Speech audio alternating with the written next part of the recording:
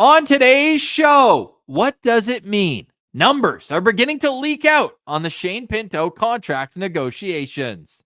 And we continue with our 2024 NHL Draft Prospect Profiles. Ross, I got another 5-star prospect coming up. That's 3 shows in a row. What a run it's been. We'll get into all that and more on today's Locked On Sens. I'm Jake Sanderson. I'm Tim Stützle, and you're listening to the Locked On Senators podcast. You're Locked On Senators, your daily podcast on the Ottawa Senators. Part of the Locked On Podcast Network, your team every day.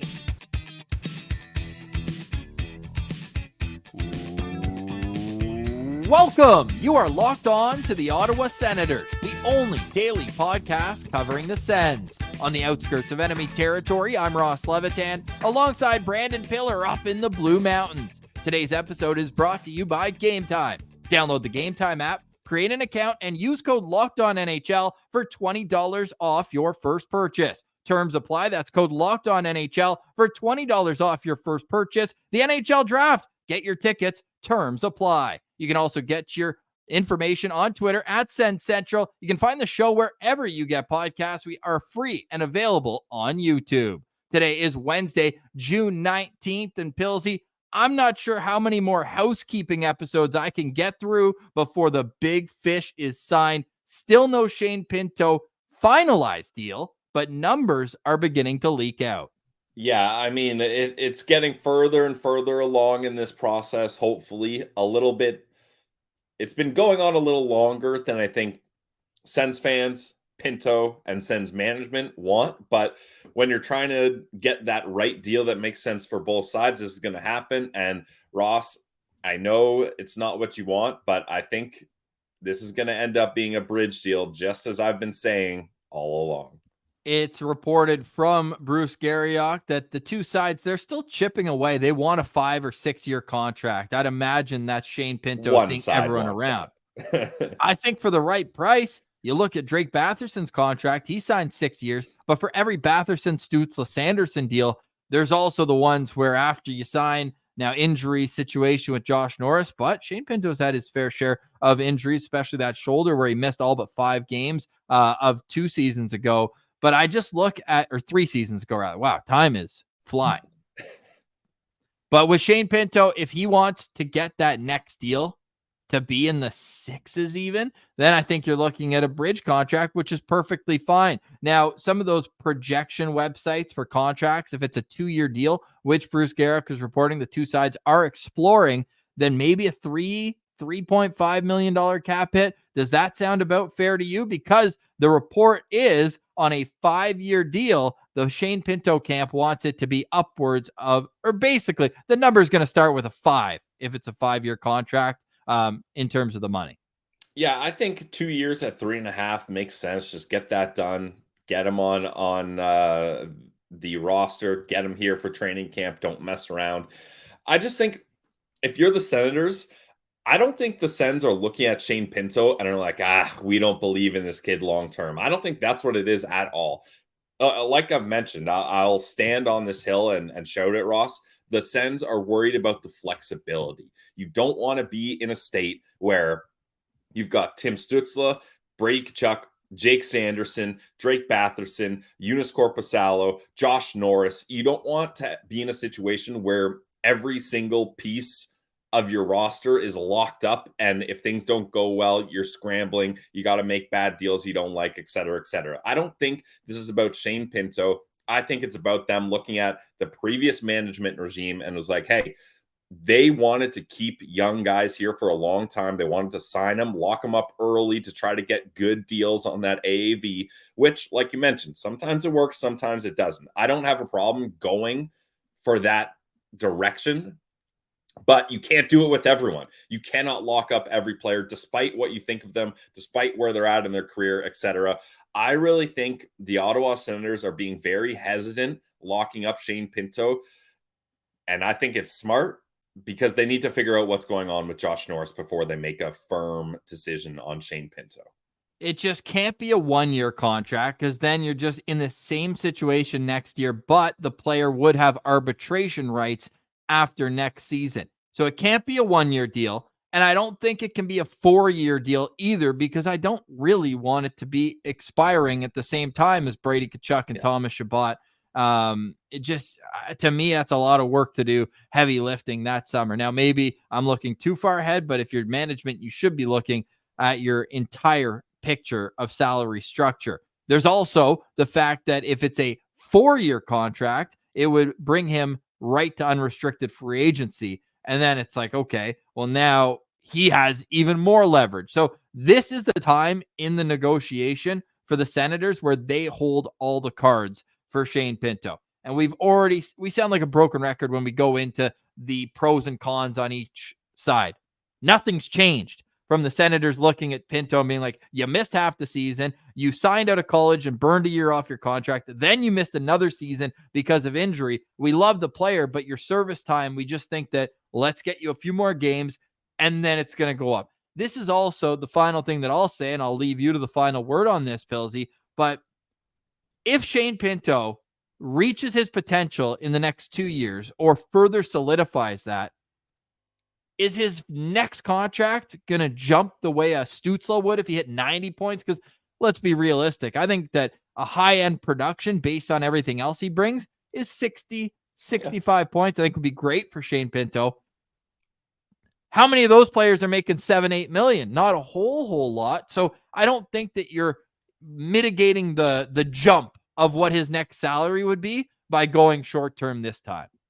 Yeah, I don't think that's a real concern. I just think, like, imagine you get into a situation where you lock Shane Pinto up and then both him and Norris are having their shoulder injuries flare up again. And you're like, well, we don't have a single middle six centerman here. Like, what are we going to do? So I just think that's the main concern. And if you're Shane Pinto, I think it's smart to take a bridge deal. Take that bridge, get a little bit of quick money back to try to make up for last year where you made pennies as far as an NHL hockey player goes, especially with his production. And then after that 2 years, you're still an RFA. You can try to go for a bigger deal once they figured out what's going on with Norris. The salary cap's going to go up. The new management team is going to have a lot more loyalty to you because they didn't start off on a great foot here, let's be honest. So I think it just makes so much, like, it isn't any clearer for me that it makes so much more sense for Shane Pinto and for the Ottawa Senators to do a quick bridge deal here. If I were the Sens, I would just be like, look, we get it. You want that money. You want to stay here. That's cool. But this just isn't going to work like this. And I think that they need to be clear on that. And it seems like they are, because there hasn't been any movement here. And I think it's going to work out so much better for both sides if they just clean this up with a 2-year, $3.5 million, get Shane back excited to play hockey and move forward here.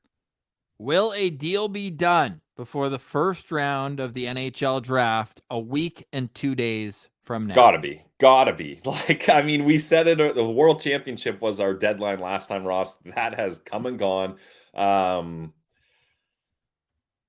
But like, they're so focused on the draft right now, Ross. I can see them just being like, Shane, we'll get back to you. We'll get. Oh my God, no, he has to be the priority at some point. We've seen too long where it's everyone else. He's not the priority over the draft, though. No, unfortunately, draft.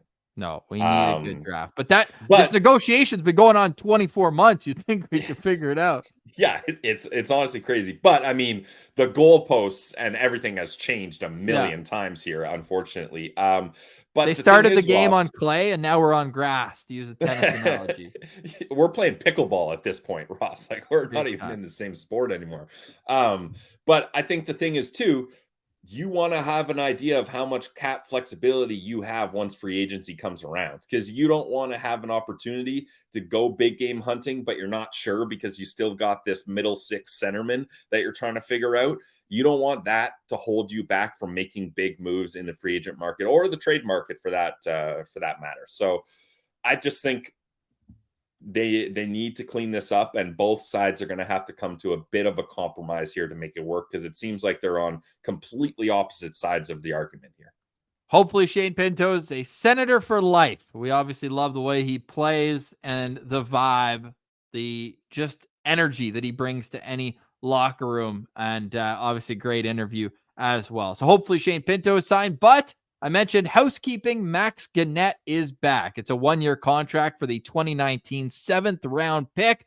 The defenseman has led the Belleville Sens back end in scoring now back-to-back years. He was named an all-star this past season, could not attend the event due to a lingering injury. Also had a call-up, I believe a 7-game stint this year with Ottawa. He's back 1 year, league minimum $775,000. He will make $120,000 in the AHL, so a little bit of a raise for him in the minors, but a nice tidy piece of business for a prospect who has taken steps in the right direction gradually now over 4 or 5 seasons.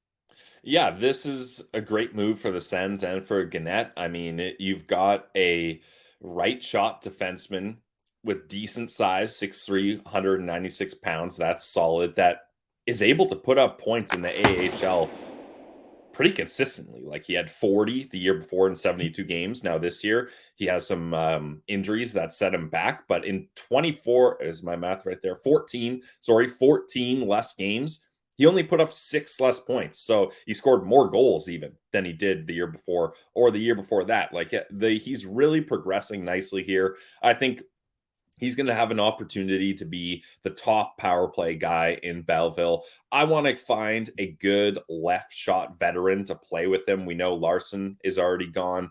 Dylan Hetherington.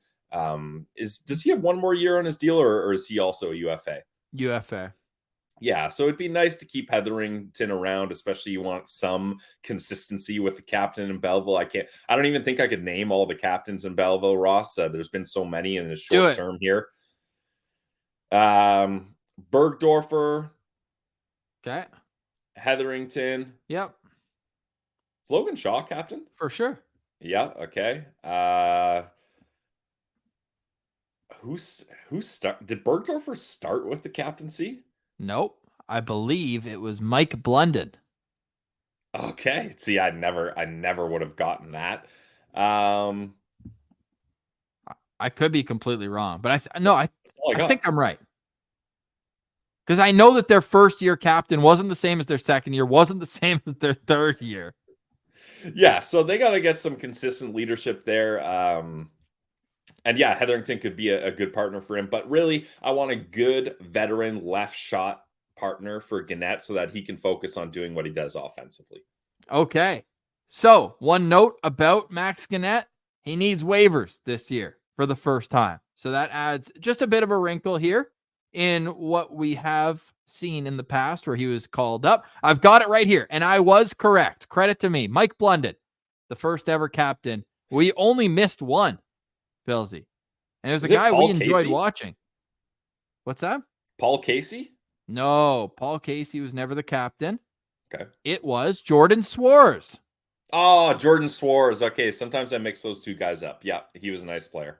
I'll spare you having to name all the assistants in Belleville over the course of time. What I won't spare you, though, is some very difficult ordering at this stage in the draft profiles. We are up to the top 5.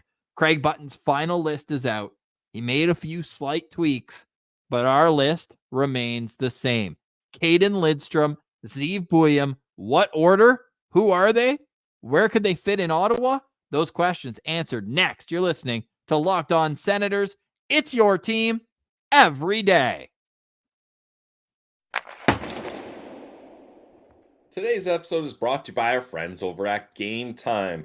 If you guys are trying to have an entertaining night on the town, whether it's sports, comedy, music, theater, you gotta head to Game Time. It's the best place to buy tickets. They got killer last minute deals, all-in prices, views from your seat, the lowest price guarantee. Game Time's going to take the guesswork out of buying any tickets. Look, you maybe aren't a great planner and you're trying to decide what you want to do and you're like, there's no way we can get tickets for the ball game tonight. Wrong. With Game Time, they have last minute deals, flash deals, zone deals, and if you're worried about getting there and your seats aren't the view you wanted, don't worry about with Game Time. On the app, you have a panoramic view from your seat. It's actually pretty sweet. If you open it up, click the seat you're looking at, you can move the phone around and you're going to get the full view of what that's like. So no surprises there, and nothing worse than thinking you're getting a great deal. And then by the time you get to checkout, there's service fees, taxes, all these extra fees on top. Not with Game Time. They let you know what the price is right off the bat. So take the guesswork out of buying tickets with Game Time. Download the Game Time app, create an account, and use code LOCKEDONNHL for $20 off your first purchase. Terms apply. Again, create an account and redeem code LOCKEDONNHL, LOCKEDON for $20 off your first purchase. Download Game Time today. Last minute tickets, lowest prices guaranteed.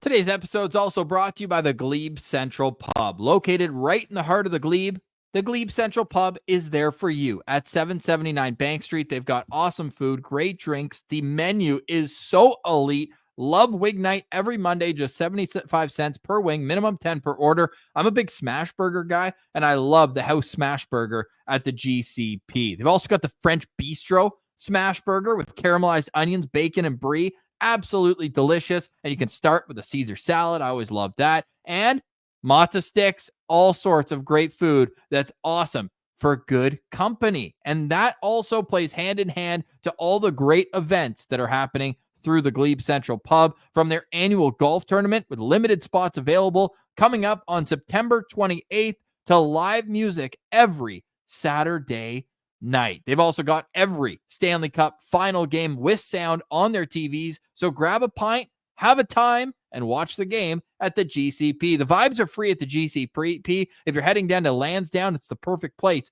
to have a drink or a bite before and or after. So head down to 779 Bank Street and let them know that Locked On Senator sent you. It's the GCP, where the vibes are free.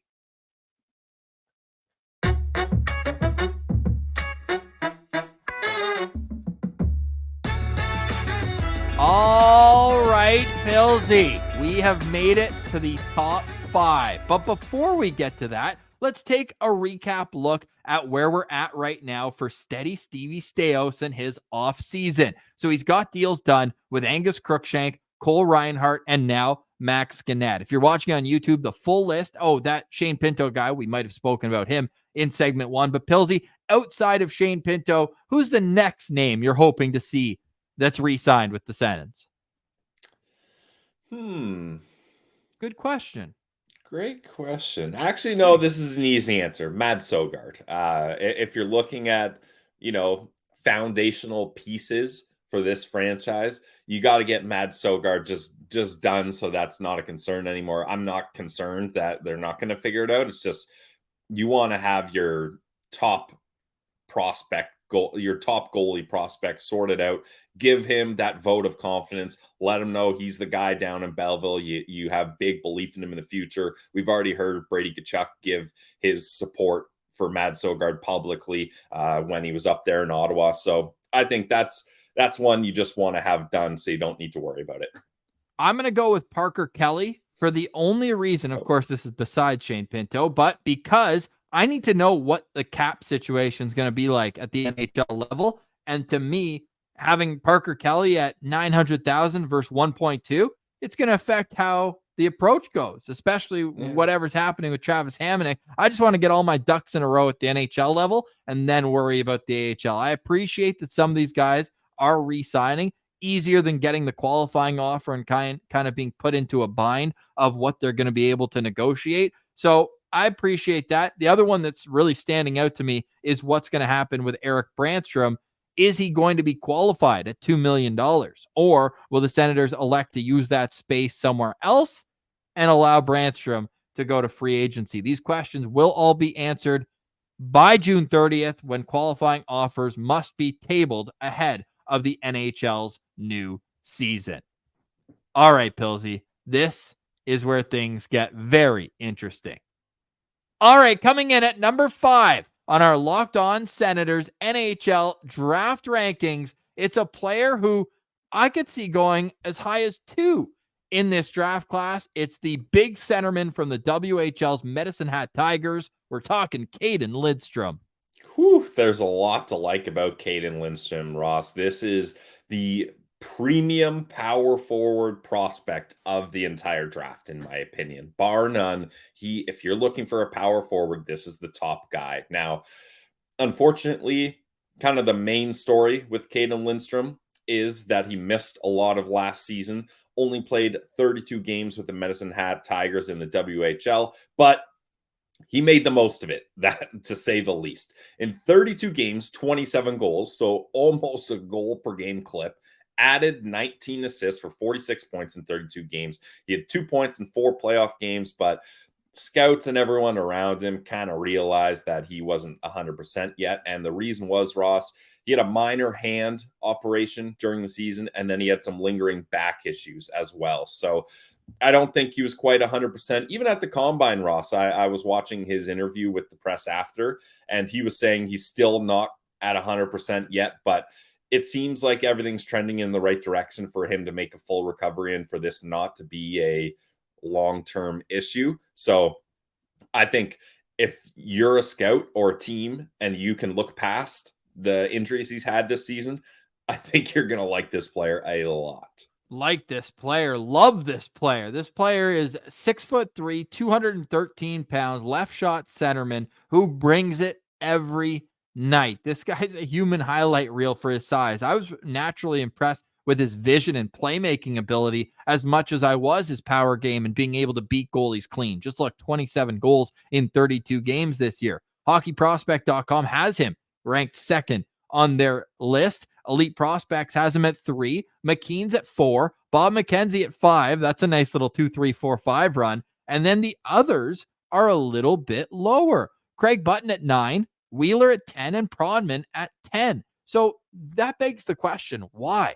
Do they just like other players more? That's a question I couldn't really figure out the answer to, because when you're drafting for projectability and star power, it feels like a no-brainer. Why is it sometimes, Pilsy, that teams overlook the power forwards in the draft? Is it because they can look so dominant against their own age group and you wonder how it's going to work when they go against men? Because we see it year after year that top players, and maybe I'm missing a few right off the top of my head, but like I obviously think back to Brady Tkachuk falling to 4 in his draft year.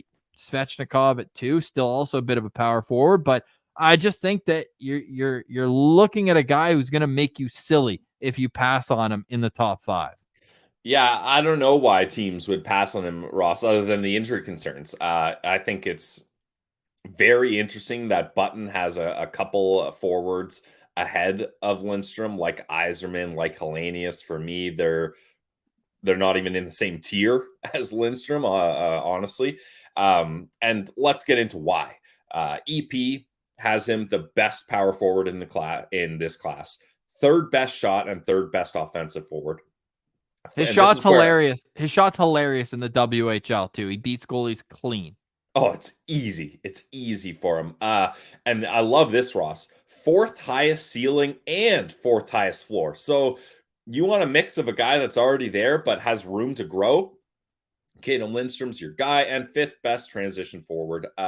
Mitch Brown from EP did an article or a video on him that just shows how crafty he is with his speed. He's going to beat guys not just with straight lines. He uses that big frame to fend off defenders while he's trying to cut inside.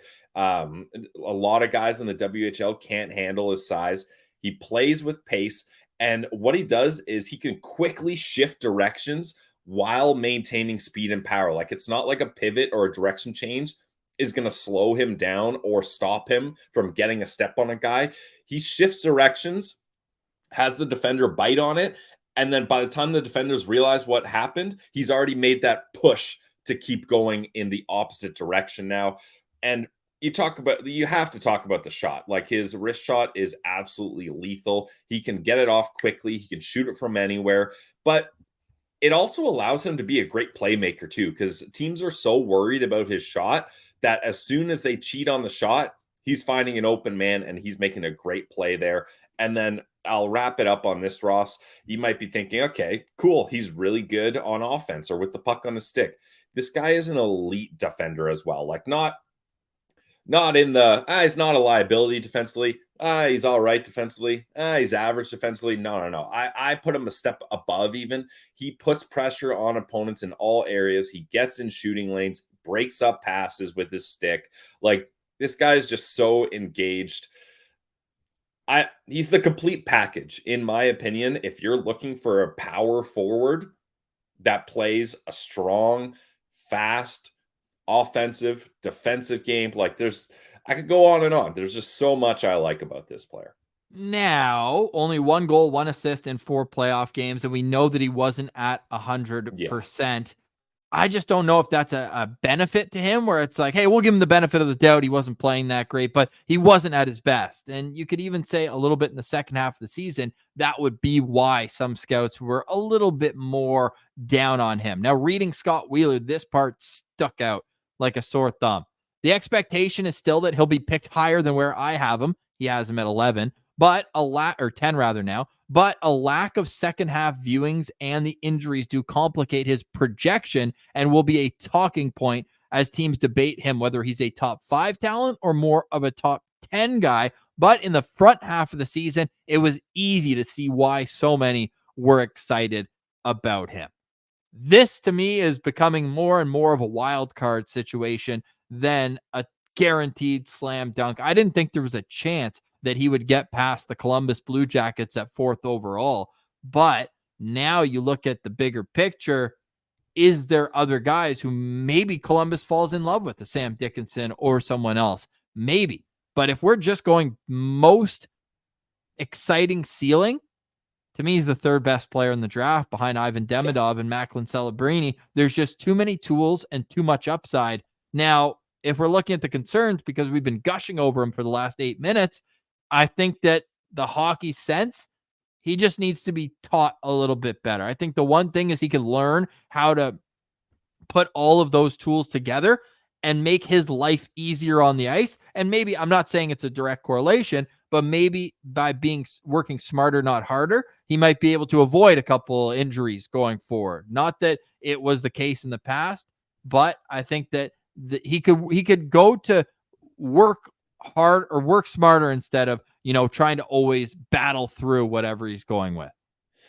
I'm not sure how he got those injuries, Ross. I don't know, like what happened, that something happened with his hand, and then I'm not sure if it was like one play that hurt his back or not. So I can't really comment on that. But for teams, and Wheeler saying, well, not a lot of second half viewings, but what we saw from the first half was incredible. Yeah. Look, if you're a junior team and you're looking to make a push for the Mem Cup next year, yeah, those are red flags. You're worried about that.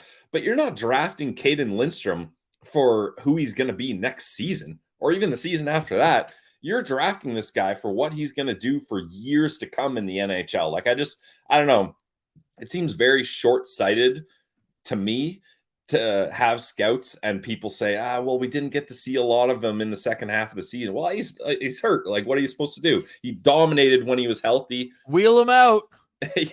Well, even when they wheeled him out, like 2 points in 4 playoff games isn't that bad for a guy that's not at 100%.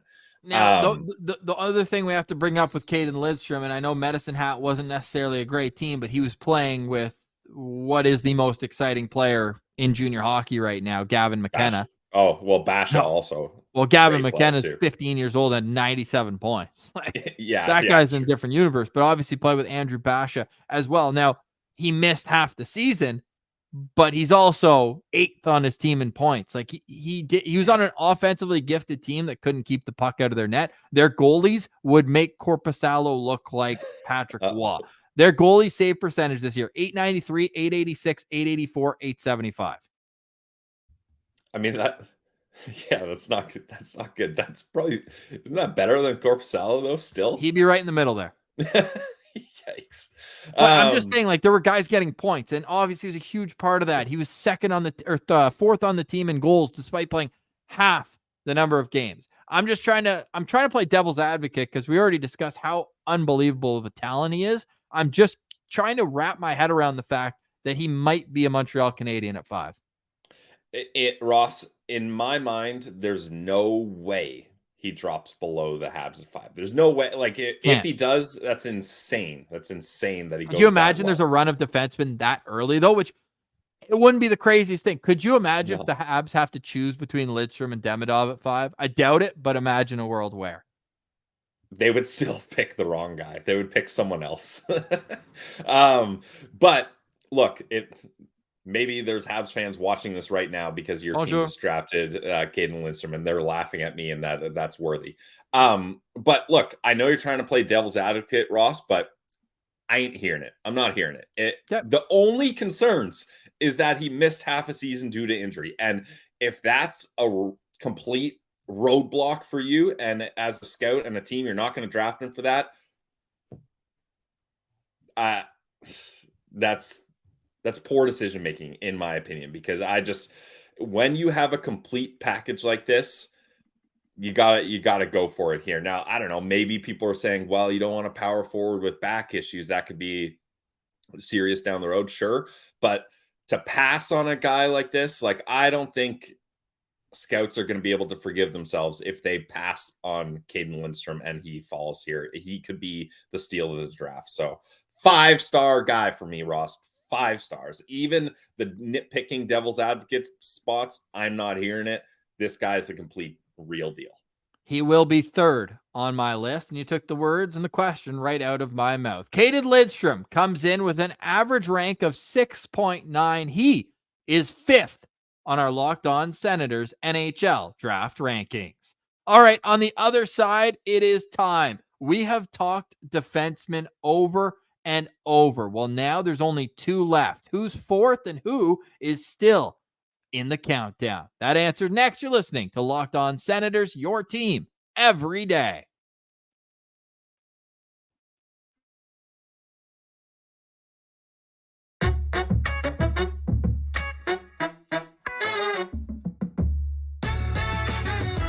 All right, Pillsy. Want to remind everybody that you can follow the show on Twitter at Sens Central. We are available wherever you get podcasts. These subscriptions go a long way to helping the show grow. So be a friend, tell a friend, steal your wife's phone, your partner's phone, and subscribe to Locked On Senators on YouTube, where this Saturday, our 3rd annual complete first-round mock draft will be live at 10 a.m. on Saturday morning, 10 a.m. Eastern, featuring special guests from hockeyprospect.com, The Athletic, Elite Prospects, and McKeen's Hockey. That is all coming up this Saturday. Pillsy, the player we're about to profile, went very high in that mock draft.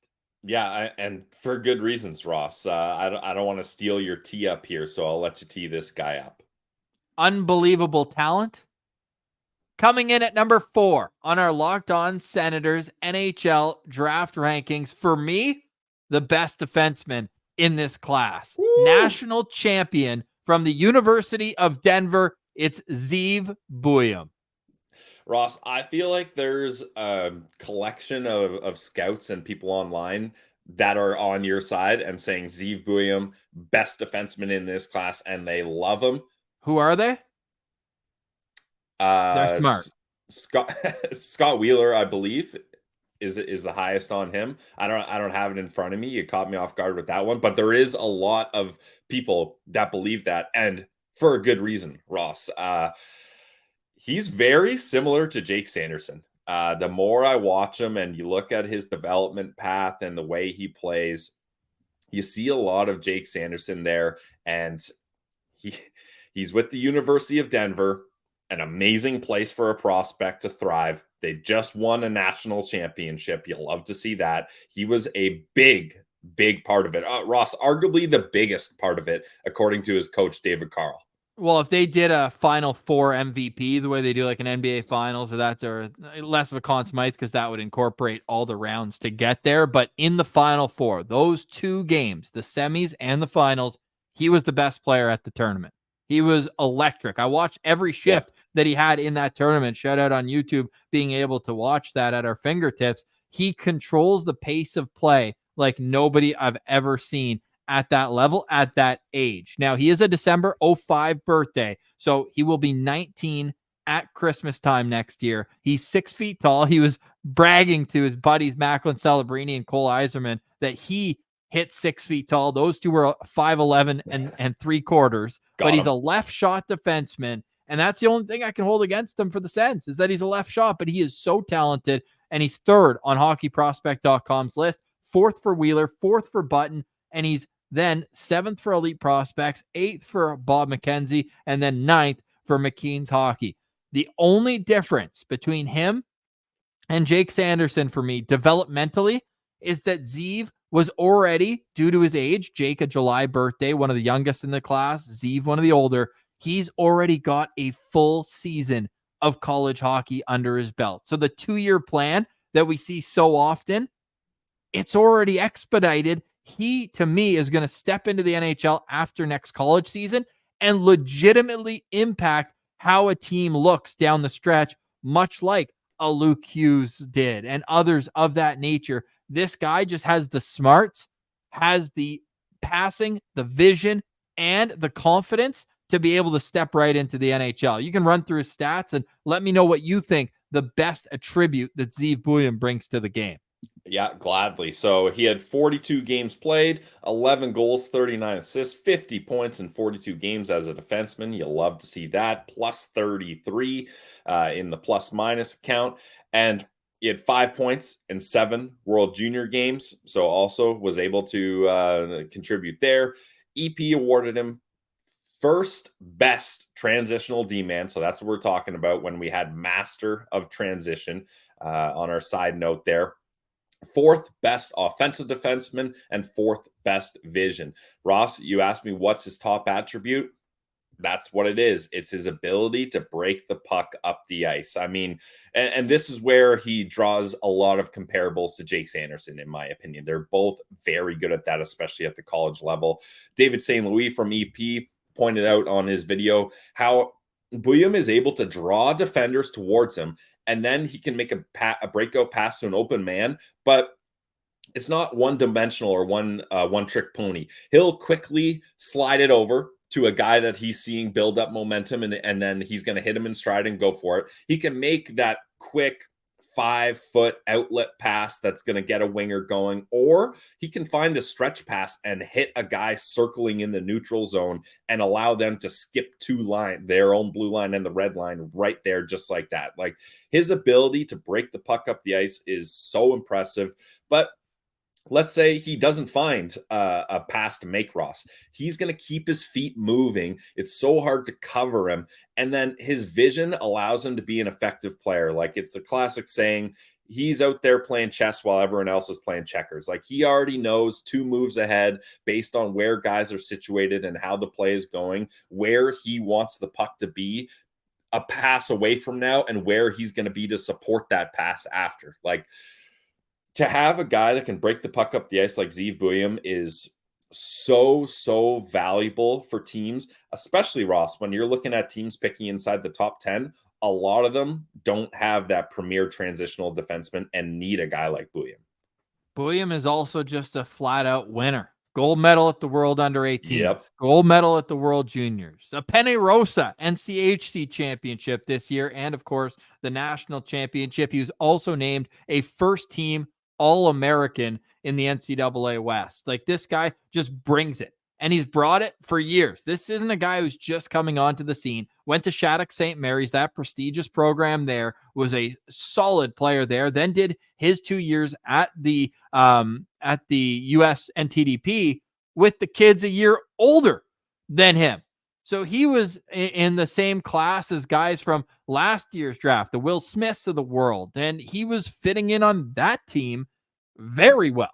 But then you look at what he's been able to do transitioning, and I think it was really helpful too for him. There's some great features out there. His parents, both immigrants from, I believe, the Middle East, if I'm not mistaken. I know they're all Jewish in heritage, but he grew up in California, and his older brother went to Denver. That's how Zeev showed up at Denver. And there's a great interview, I think it was on Spit and Chicklets around the time of the national championship, where David Carl, the head coach at Denver, said, we wanted Shy, right? I believe is how you pronounce his brother's name. He's a 2nd-round pick of the Detroit Red Wings. But then his younger brother showed up with him, and we said, we need this kid too. And turns out That was a smart call because Zeev is an absolute workhorse on the back end. He's a guy who I think in 5 years, 6 years from now, when you're refreshing the NHL.com stats page at time on ice per game, he's going to be right up in the top 15, top 20 in the NHL. Just a very trustworthy defenseman. And I love the elite prospect shades of Josh Morrissey. Bit undersized, but defends well with his feet, is so smart and able to maneuver offensively. I think he'll be a power play guy at the NHL level, maybe a first unit guy as early as 4 or 5 years in. I think you should start out. I think I'd put him as a guy who is going to excel at 5-on-5 before putting him in task to run a power play, but I do think he will get there. And he's so cerebral on the ice. I don't think you're going to find him out of position very often. So all in all, it's hard to nitpick Zeev Buium. I do think that he is the most well-rounded defenseman, no matter how you rank your first tier. Levshunov, Dickinson, Parekh, Buium. It's hard to argue that Buium, all across the board, has the most consistent ability in a number of different attributes. Yeah, I think that's fair, Ross. I'll play the devil's advocate this time. I don't see that full power play upside. I think he's probably going to be a second unit guy.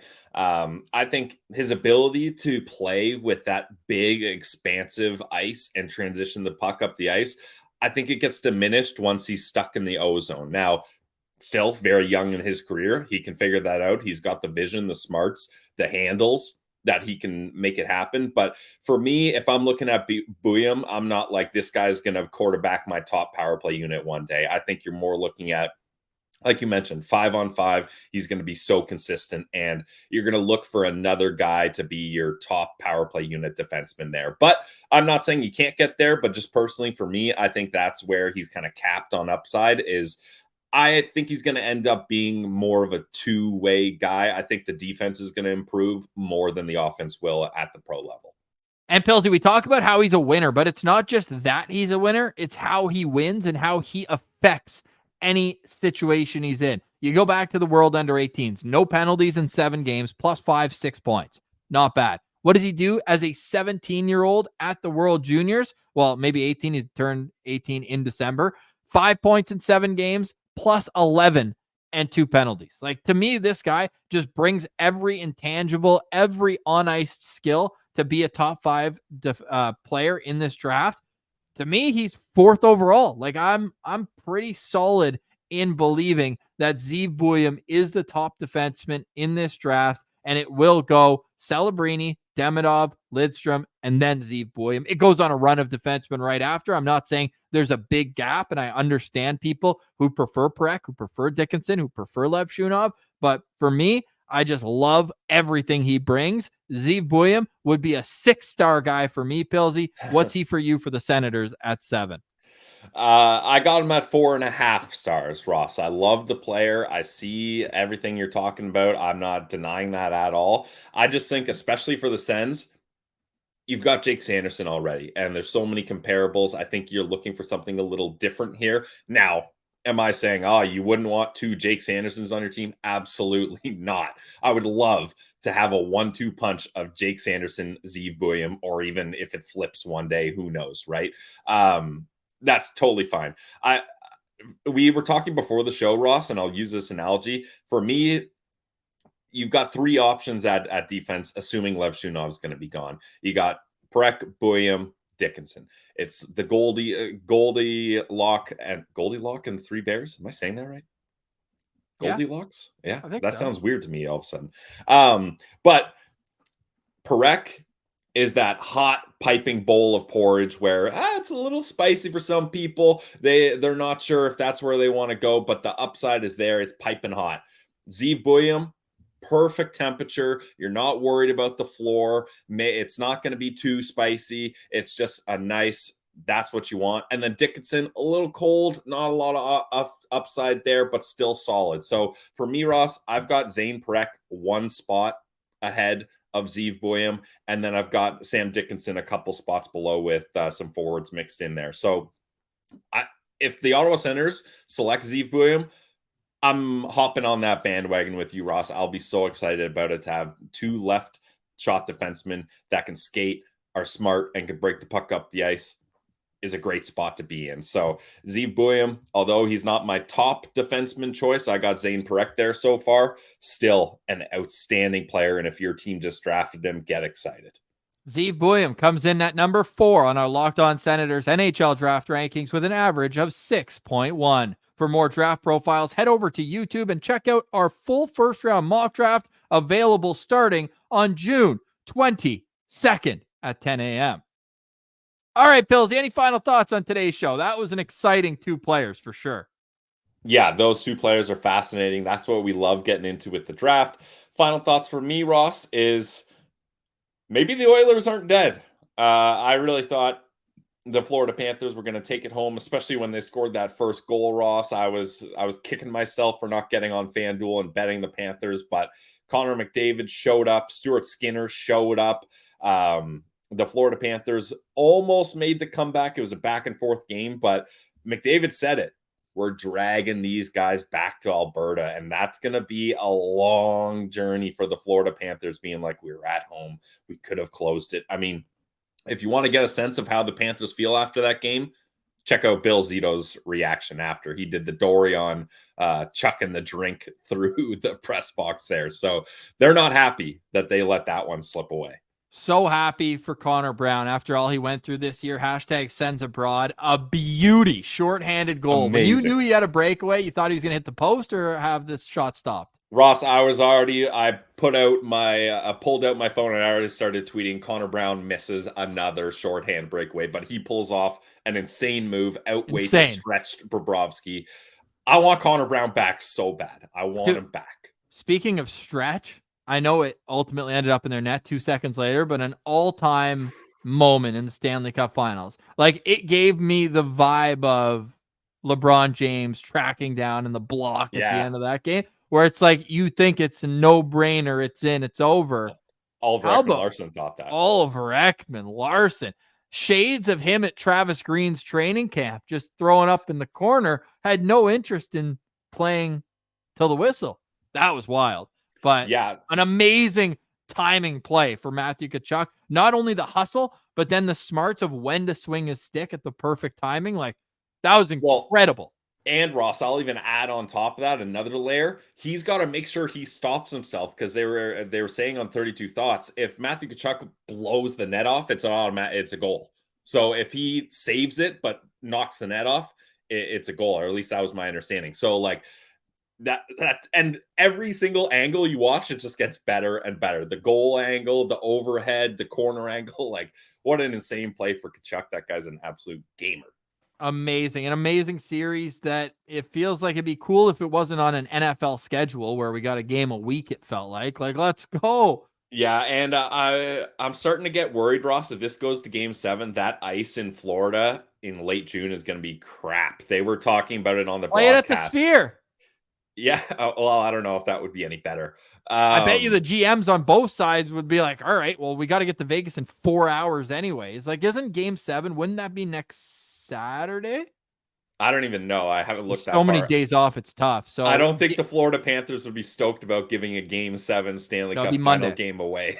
Monday. They want that revenue. Final point, just because I heard this, obviously everyone in Winnipeg loves chatting about Pierre-Luc Dubois. Did you know that if the Stanley Cup Final goes to Game 7, it's a 2/3 buyout, and it's 1/3 if it ends before Game 7? Like, the biggest, and not to say they're guaranteed going to do it, they should. They would save $30 million on a guy who they shouldn't have paid that to in the first place. Yeah. But we're looking at like a big swing of money if it goes to Game 7. I'm pretty sure Rob Blake publicly said he's not going to do it. Now, what does that mean? Who knows? But yeah, that's a why, especially because it's his birthday that comes into effect. The 24th. Well. Yeah. I believe the 24th. Yeah. Crazy. He turns 26. Wow. Wild. We got a wild show for you tomorrow. We've got Artem Levshunov and Ivan Demidov. I think we can just go out there and let everybody know. Process of elimination. Those are the only two that really have to be ranked, because we know Macklin Celebrini, Mike Greer. I love how Mike Greer is just leaning into it like we're taking him. He better not spend all 5 minutes thinking about it. He better be right up there for the opening remarks at the Sphere and just stay up there, big fella. and make your pick with Macklin Celebrini. Yes. But he's just dropping his name. He said, oh, did I just say that? Awesome.